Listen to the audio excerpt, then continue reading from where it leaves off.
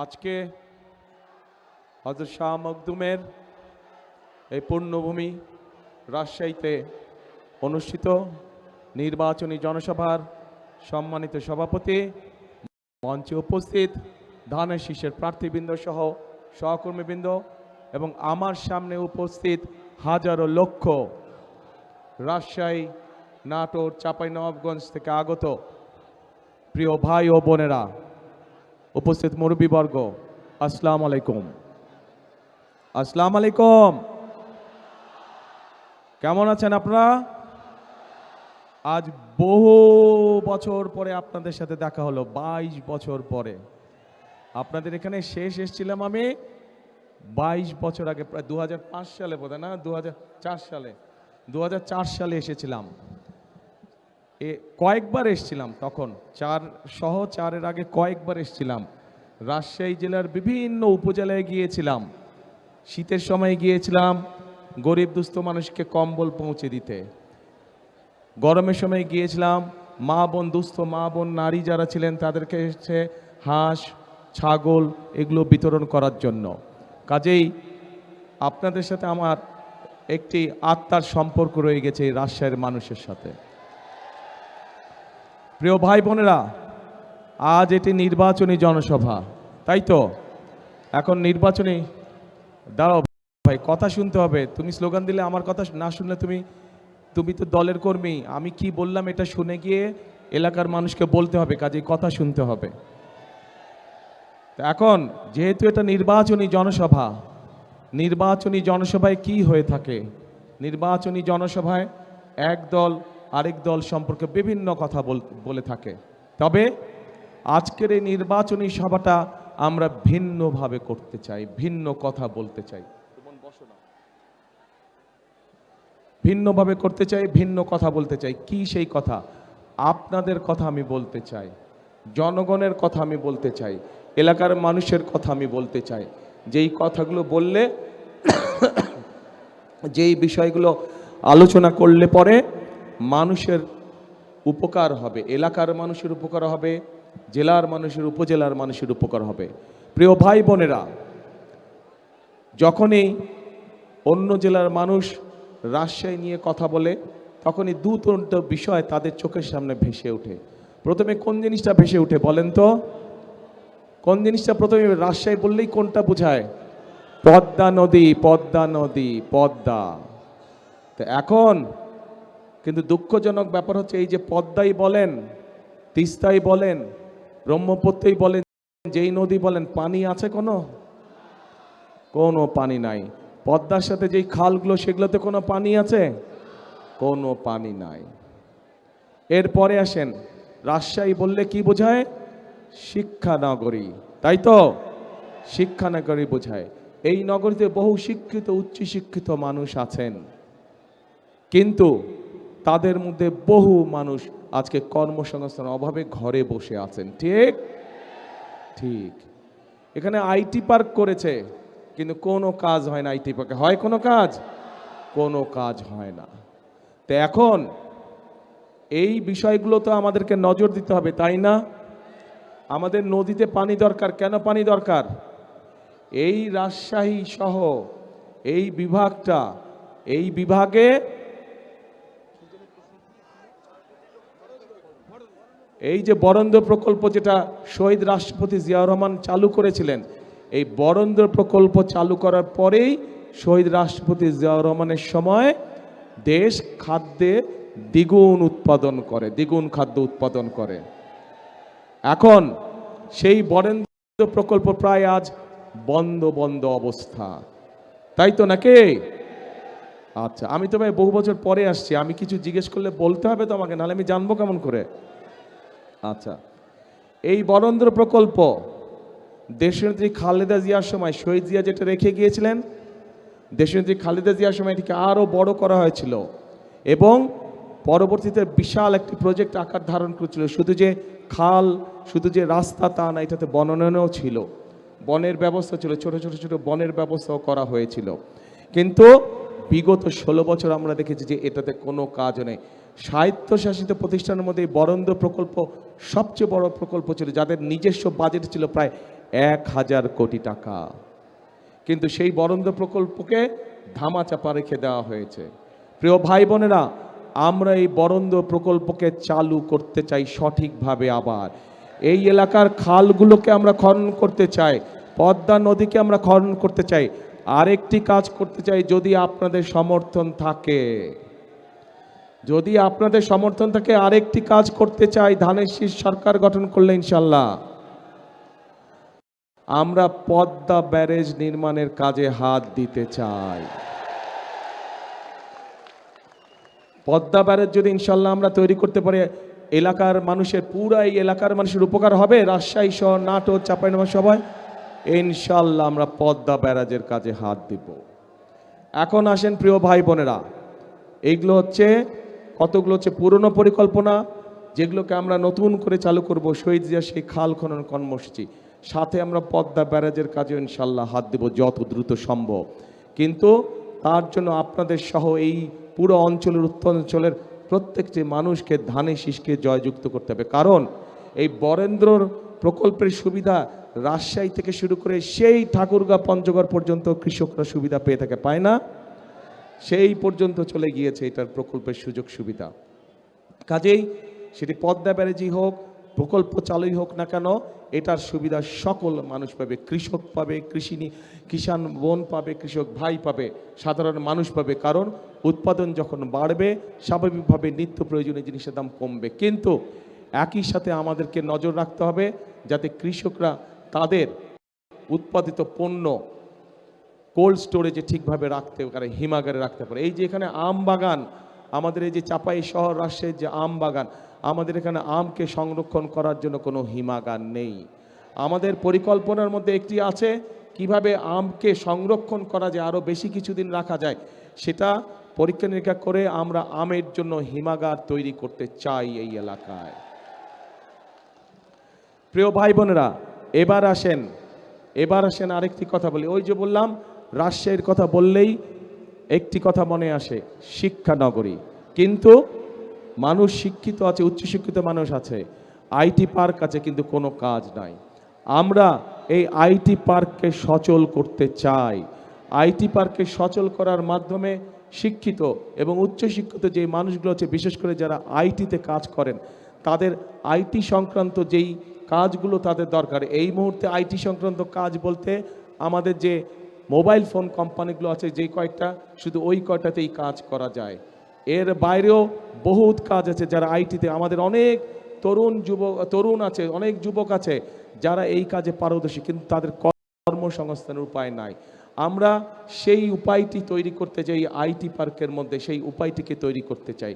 একই সাথে আমরা এই বিভাগে ভোকেশনাল ইনস্টিটিউট তৈরি করতে চাই। যেই ভোকেশনাল ইনস্টিটিউট তৈরি করার মাধ্যমে আমরা আমাদের ছেলেদেরকে, আমরা আমাদের বোনদেরকে ট্রেনিং দেব, এবং সেই বিভিন্ন ট্রেনিং দেওয়ার মাধ্যমে তাদেরকে আমরা দক্ষ শ্রমিক হিসাবে গড়ে তুলতে চাই, যাতে করে তারা দেশের ভিতরে নিজেদের ব্যবসা বাণিজ্য করতে পারে, অথবা সেই ট্রেনিং পাওয়ার পরে তারা বিদেশেও কর্মসংস্থানের ব্যবস্থা করতে পারে।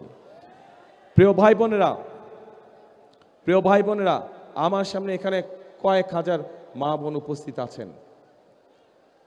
আপনারা দেখেছেন যে দেশনেত্রী খালেদা জিয়া যখন রাষ্ট্র পরিচালনার দায়িত্বে ছিলেন, তখন উনি একটি পলিসি গ্রহণ করেছিলেন যে আমাদের নারীদেরকে, মেয়েদেরকে শিক্ষিত করতে হবে, এবং সেই জন্যই ক্লাস 1 থেকে ক্লাস 12 পর্যন্ত মেয়েদের শিক্ষা ব্যবস্থা ফ্রি করে দেওয়া হয়েছিল, যার ফলে বাংলাদেশে এখন মেয়েদের শিক্ষিতের হার যে কোনো সমাজে অনেক বেশি। কিন্তু শুধু শিক্ষা দিলেই চলবে না, শিক্ষার সাথে সাথে তাদেরকে স্বাবলম্বী করে তুলতে হবে, অর্থনৈতিকভাবে স্বাবলম্বী করে গড়ে তুলতে হবে। এবং সেই জন্যই আমরা প্রত্যেকটি মায়ের হাতে, প্রত্যেকটি গ্রামে, শহরে প্রত্যেকটি মায়ের হাতে আমরা ফ্যামিলি কার্ড পৌঁছে দিতে চাই। এই ফ্যামিলি কার্ড দল মত নির্বিশেষে প্রত্যেকটি মা এই ফ্যামিলি কার্ড পাবে, এবং ফ্যামিলি কার্ডের মাধ্যমে তারা সরকারের পক্ষ থেকে মিনিমাম কিছু সুযোগ সুবিধা পাবে, যাতে করে মাসে তাদের সংসারের ধাক্কাটা সামলে উঠতে পারে। তারা সংসারের চালানোর যে ধাক্কা, সেই ধাক্কাটি মা বোনরা যাতে সামলে উঠতে পারে। প্রিয় ভাই বোনেরা, আমরা এই এলাকায় বহু মানুষ এখান থেকে আপনাদের সামনে দিয়ে অন্য দেশে চলে যায় চিকিৎসার জন্য, যায় না? এখান থেকে বছরে বহু মানুষ এইখান থেকে পার হয়ে চিকিৎসার জন্য যায়। এটা দেশের বৈদেশিক মুদ্রা তারা নিয়ে যাচ্ছে। আমরা এই অবস্থার পরিবর্তন করতে চাই এবং এই অবস্থার পরিবর্তন করার জন্য আমাদের পরিকল্পনার মধ্যে আছে যে রাজশাহীতে আমরা বিশেষায়িত কোনো হাসপাতাল তৈরি করতে পারি কি না, যার ফলে এই এলাকার মানুষ সহ সমগ্র দেশের মানুষ চিকিৎসা সুবিধা পায়, যাতে করে আমরা বৈদেশিক মুদ্রা দেশে রেখে দিতে পারি, যাতে করে দেশের মানুষ দেশে থেকেই ভালো চিকিৎসা গ্রহণ করতে পারে। প্রিয় ভাই বোনেরা, এই রাজশাহী সহ পুরো উত্তরাঞ্চল মূলত কৃষি নির্ভর। প্রধান পেশা হচ্ছে কৃষির পেশা। কৃষি পেশা সংক্রান্ত যে সকল ইন্ডাস্ট্রি করা সম্ভব সেগুলোর একটি তালিকা কম বেশি আমরা তৈরি করেছি এবং ইনশাল্লাহ 12 তারিখে নির্বাচনের পরে সরকার গঠনে সক্ষম হলে সরকার থেকে সব রকম সহায়তা দেওয়া হবে। যে সকল উদ্যোক্তা কৃষি সংক্রান্ত মিল ফ্যাক্টরি এই রাজশাহী সহ পুরো উত্তরাঞ্চলে প্রতিষ্ঠিত করবে, তাদেরকে বিশেষ সহায়তা দেওয়া হবে যাতে করে তারা মিল ফ্যাক্টরি করতে পারে। কারণ তারা যদি মিল ফ্যাক্টরি করে তাহলে এই এলাকার সন্তানরা, সেটি রাজশাহী জেলা হোক, সেটি সমগ্র উত্তরাঞ্চলের মানুষ হোক, তাহলে তারা তাদের কর্মসংস্থানের সুবিধা হবে। প্রিয় ভাই বোনেরা, যেহেতু রাজশাহী সহ উত্তরাঞ্চলের অধিকাংশ মানুষ কৃষি কাজের সাথে জড়িত, যদিও সমগ্র বাংলাদেশেরই অধিকাংশ মানুষ কৃষি পেশার সাথে জড়িত, দেশের বৃহৎ একটি জনসংখ্যার বৃহৎ একটি অংশ কৃষি পেশার সাথে জড়িত। কাজে কৃষক যদি আজকে ভালো থাকে তাহলে অবশ্যই দেশের মানুষ ভালো থাকবে।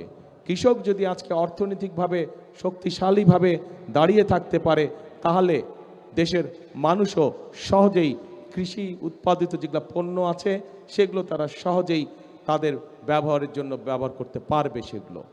এবং সেই জন্যই কৃষক ভাইদেরকে সহযোগিতা করার জন্য আমরা ঠিক ফ্যামিলি কার্ড যেরকম মায়েদের হাতে পৌঁছে দিতে চাই, কৃষক ভাইদের জন্য আমরা কৃষি কার্ড একটি পৌঁছে দিতে চাই প্রত্যেক কৃষক ভাইদের কাছে, যার মাধ্যমে তারা ব্যাংকের ঋণ সহ, যার মাধ্যমে তারা সরকারের পক্ষ থেকে কীটনাশক ঔষধ, বীজ সহ, সার সহ এই সুবিধাগুলো সরাসরি আমরা কৃষক ভাইদের হাতে পৌঁছে দিতে চাই। এবং আমরা আরেকটি সিদ্ধান্ত নিয়েছি, আমরা হিসাব নিকাশ করে দেখেছি এবং তারপরে আমরা সিদ্ধান্ত নিয়েছি যে 10,000 টাকা পর্যন্ত যাদের কৃষি ঋণ এই মুহূর্ত পর্যন্ত আছে, ইনশাল্লাহ আগামী 12 তারিখে ধানের শীষ বিজয়ী হয়ে সরকার গঠন করলে আমরা 10,000 টাকা পর্যন্ত কৃষি ঋণ সুদ সহ মওকুফ করব ইনশাল্লাহ। 10,000 টাকা পর্যন্ত কৃষি লোন সুদ সহ ইনশাল্লাহ আমরা মওকুফ করব ধানের শীষ ইনশাল্লাহ বিজয় হলে। কি ধাক্কা খেলেন নাকি একটু আপনারা? হ্যাঁ, মনে হলে ধাক্কা খেলেন একটু আপনারা? আচ্ছা, ঠিক আছে, ঠিক আছে, চলবে, আপাতত চলবে, ঠিক আছে ইনশাল্লাহ। কেন এই কাজগুলো করছে, এই পরিকল্পনার কথাগুলো আপনাদেরকে এই জন্য বললাম, এই কাজগুলোর কথা আপনাদেরকে এই জন্য বললাম। প্রিয় ভাই বোনেরা, বিগত 16 বছর 17 বছর এই দেশের সাধারণ মানুষের ভোটের অধিকার যেরকম কেড়ে নেওয়া হয়েছিল, এই দেশের মানুষের কথা বলার অধিকার যেমন কেড়ে নেওয়া হয়েছিল, ঠিক দেশের মানুষের জন্য কোনো কাজ করা হয় নাই। আমরা দেখেছি যে কিভাবে কতগুলো মেগা প্রকল্প করা হয়েছে এবং এই মেগা প্রকল্পের উদ্দেশ্যই ছিল মেগা দুর্নীতি। কিন্তু এলাকার মানুষের জন্য রাস্তাঘাট নির্মাণ, কৃষকদের পাশে দাঁড়ানো, মা বোনদের পাশে দাঁড়ানো, এই রকম কোনো কাজ, এলাকার হাসপাতাল, এলাকার স্কুল কলেজগুলো ঠিক করা, শিক্ষক ঠিক মতন পাঠানো, ডাক্তার ঠিক মতন পাঠানো, এগুলো কোনো কাজ বিগত 16-17 বছর হয় নাই। কাজেই এখন এই যে 5ই আগস্টে একটি পরিবর্তন হয়েছে, এই পরিবর্তনটি যেটি হয়েছে, এই পরিবর্তনটি হতে হবে জনগণের কাঙ্ক্ষিত পরিবর্তন, অর্থাৎ এই পরিবর্তনের মাধ্যমে আমাদেরকে নিশ্চিত করতে হবে যে এই পরিবর্তন জনগণের ভাগ্যের পরিবর্তন যাতে করে। এবং সেজন্যই আজকে আমাদের জন্য এই 12 তারিখে নির্বাচন অত্যন্ত গুরুত্বপূর্ণ। প্রিয় ভাই বোনেরা, 12 তারিখে বাংলাদেশের মানুষকে আজকে সিদ্ধান্ত নিতে হবে, আমাদেরকে সিদ্ধান্ত নিতে হবে যে আমরা আগামী দিন দেশকে কোন দিকে পরিচালিত করব। দেশকে আমরা গণতন্ত্রের দিকে পরিচালিত করব নাকি দেশ অন্য কোনো দিকে চলে যাবে, এই বিষয়ে আমাদেরকে সিদ্ধান্ত নিতে হবে।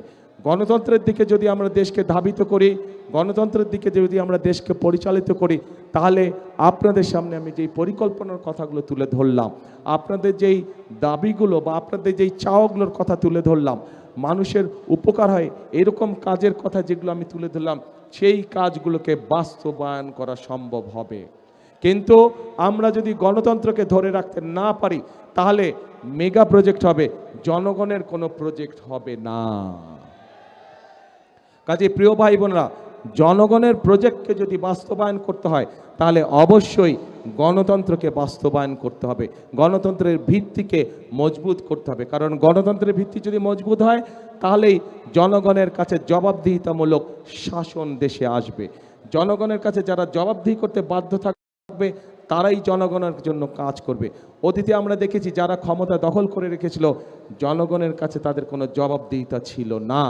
এবং জনগণের কাছে যেহেতু তাদের কোনো জবাবদিহিতা ছিল না, সেজন্যই আমরা দেখেছি দেশে কিভাবে দুর্নীতি হয়েছে, দেশে কিভাবে অনাচার হয়েছে, দেশে কিভাবে গুম হয়েছে, দেশে কিভাবে খুন হয়েছে, দেশে কিভাবে লক্ষ লক্ষ মানুষ গায়েবী মামলা নির্যাতনের শিকার হয়েছিল। প্রিয় ভাই বোনেরা, আসুন আজকে আমাদেরকে ঐক্যবদ্ধ হতে হবে এবং ঐক্যবদ্ধ হওয়ার মাধ্যমে আমাদেরকে অবস্থার পরিবর্তন করতে হবে। অবস্থার পরিবর্তনের অর্থ যে কোনো মূল্যে গণতন্ত্রকে সুসংহত করা, গণতন্ত্রের ঝান্ডাকে উপরে তুলে ধরা, কোনোভাবেই গণতন্ত্রের ঝান্ডা যাতে নেমে যেতে না পারে, এ ব্যাপারে আমাদেরকে সতর্ক দৃষ্টি রাখতে হবে। প্রিয় ভাই বোনেরা, আমরা শান্তিতে বিশ্বাস করি। কারণ শান্তিতে এই জন্যই আমরা বিশ্বাস করি, শান্তি থাকলে আমি যেই কথাগুলো আপনাদের সামনে বললাম, সেই কাজগুলো আমরা বাস্তবায়ন করতে চাবো। আমরা ঝগড়া ফ্যাসাদ বিবাদের মধ্যে যেতে চাই না, এবং যেতে চাই না বলেই আজ আমি এখানে দাঁড়িয়ে কারো কোনো সমালোচনা করছি না। বরং আমি যদি সমালোচনা করি, আপনাদের কোনো লাভ হবে? আপনাদের পেট ভরবে? আপনাদের কর্মসংস্থানের ব্যবস্থা হবে? আপনাদের কৃষি লোন 10,000 টাকা যে মৌকুফ করব আমরা, সেটা করা সম্ভব হবে? ওটা করা সম্ভব হবে না। সেজন্যই আমি কারো সমালোচনায় যেতে চাই না।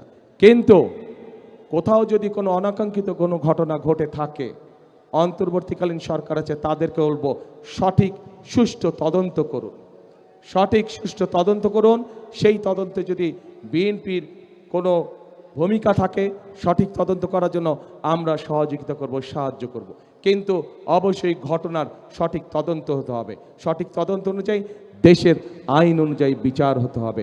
যদি কোথাও কোনো বিভেদ, কোনো সমস্যা হয়ে থাকে, আমাদের পক্ষ থেকে পরিষ্কার কথা, আমরা দেশে শান্তি চাই। মুসলমান, হিন্দু, খ্রিস্টান, বৌদ্ধ সকলকে নিয়ে আমরা শান্তিতে বসবাস করতে চাই এই দেশে। 71 সালে যখন দেশ স্বাধীনতার যুদ্ধ হয়েছিল, তখন আমরা যখন যুদ্ধে ঝাঁপিয়ে পড়েছিলেন, মুক্তিযোদ্ধারা যখন যুদ্ধে ঝাঁপিয়ে পড়েছিলেন, তখন আমরা কেউ দেখিনি কার কোন ধর্ম। 2024 সালের 5ই আগস্ট যখন দেশের মানুষ রাজপথে নেমে এসেছিল স্বৈরাচারকে বিদায় করার জন্য, তখনও আমরা কেউ দেখিনি কার ধর্ম কোনটা, কে মুসলমান, কে হিন্দু, কে বৌদ্ধ, কে খ্রিস্টান। কাজে আজ দেশ গড়ার সময় আছে, আজ গণতন্ত্রকে রক্ষা করার সময় এসেছে। আজ আমরা ধর্ম দেখতে চাই না, আমরা দেখব ভোটার, আমরা দেখব মানুষ, আমরা দেখব সে বাংলাদেশি। তার সবচেয়ে বড় পরিচয় সে বাংলাদেশি, তার সবচেয়ে বড় পরিচয় সে গণতন্ত্রে বিশ্বাসী, শান্তিতে বিশ্বাসী। যারাই গণতন্ত্রে বিশ্বাসী, যারাই শান্তিতে বিশ্বাসী, আমরা তাদের সাথে আছি, আমরা তাদেরকে আমাদের সাথে রাখতে চাই। প্রিয় ভাই বোনেরা, বিগত 16 বছর আমরা কয়েকটি তথাকথিত নির্বাচন দেখেছি, নিশিরাতের নির্বাচন দেখেছি, আমিডামি নির্বাচন দেখেছি, গায়েবী নির্বাচন দেখেছি। দেশের মানুষ ভোট দিতে পেরেছিলেন আপনারা? পারেননি আপনারা ভোট দিতে। তারা চলে গেছে যারা ভোটের অধিকার কেড়ে নিয়েছিল। কিন্তু আরেকটি মহল ষড়যন্ত্র শুরু করছে, ভেতরে ভেতরে ষড়যন্ত্র করছে কিভাবে এই নির্বাচনকে ক্ষতিগ্রস্ত করা যায়, কিভাবে বাধাগ্রস্ত করা যায়।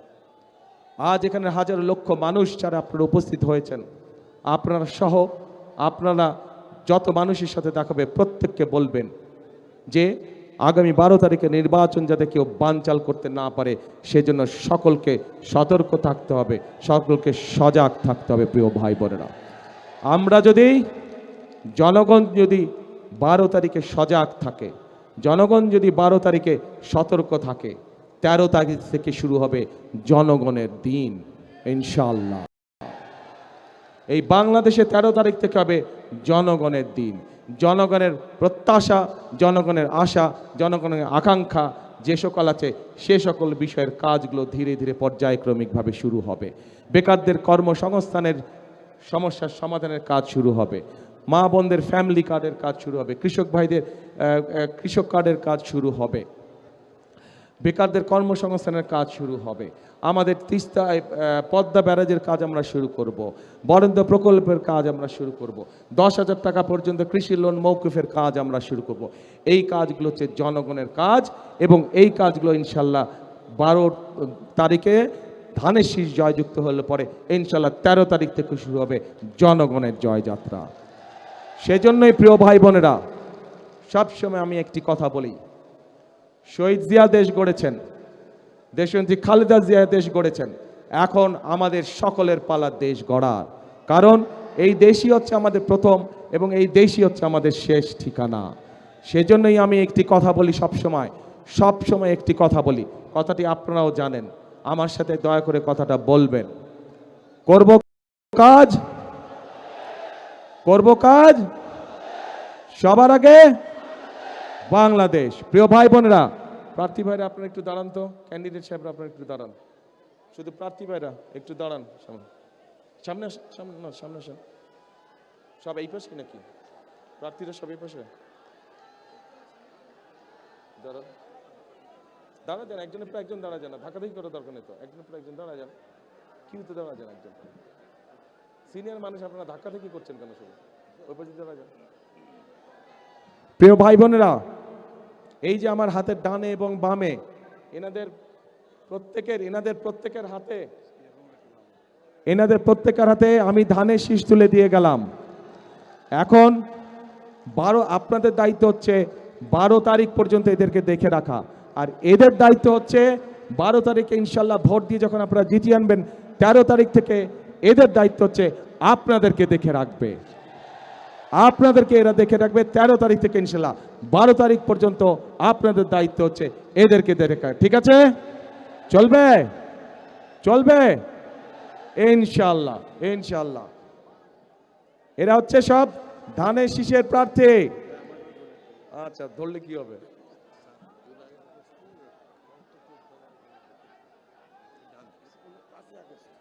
প্রিয় ভাই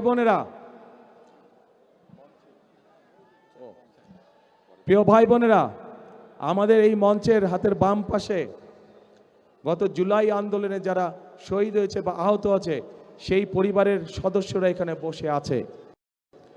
71 সালে লক্ষ শহীদের, বসেন আপনারা, ধন্যবাদ, বসেন। 71 সালে লক্ষ শহীদের আত্মত্যাগের বিনিময়ে আমরা এই স্বাধীনতা পেয়েছিলাম। ঠিক জুলাই আন্দোলনে এই শহীদ এবং শহীদ পরিবারের যাদেরকে হারিয়েছে তারা এবং যারা আহত হয়েছে তাদের আত্মত্যাগের বিনিময়ে আমরা 71-এ অর্জিত সেই স্বাধীনতাকে 24-এ আমরা রক্ষা করেছি। আসুন আজকে আমরা আরেকটি প্রতিজ্ঞা গ্রহণ করি। সেই প্রতিজ্ঞাটা হচ্ছে এই জুলাই আগস্টে যারা শহীদ হয়েছে, যারা বিভিন্নভাবে আহত নির্যাতনের শিকার হয়েছে, তাদের ত্যাগ যেন বৃথা না যায়। এই দেশের জনগণের শাসন কায়েম করার মাধ্যমেই একমাত্র শহীদদের আমরা পরিপূর্ণ শ্রদ্ধা জানাতে পারবো। এটাই হোক আমাদের আজকের প্রতিজ্ঞা, আজকের শপথ। তাহলে আসুন, শেষ কথা কি কথা? করব কাজ, গর্ব দেশ, সবার আগে বাংলাদেশ। আল্লাহ হাফেজ। বাংলাদেশ জিন্দাবাদ, বাংলাদেশ জাতীয়তাবাদী দল জিন্দাবাদ। আসসালামু আলাইকুম।